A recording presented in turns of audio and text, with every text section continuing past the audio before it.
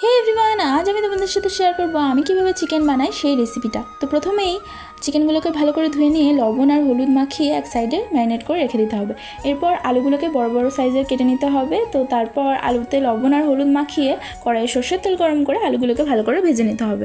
তো আলুগুলো ভাজা হয়ে গেলে তারপর সেই তেলেই গোটা জিরে, তেজপাতা আর গোটা গরম মশলা ফোড়ন দিয়ে কেটে রাখা পেঁয়াজ কুচিগুলো দিয়ে দিতে হবে। তো তারপর কিছুটা কাঁচা লঙ্কা পরিমাণ মতন দিয়ে তারপর একটা মশলা বানিয়ে নেব। আদা রসুন আর টমেটো আর কাঁচা লঙ্কার একটা মশলা বানিয়ে নেব। তো পেঁয়াজটা যখন এরকম লাল লাল হয়ে আসবে তখন মশলাটা দিয়ে দেবো।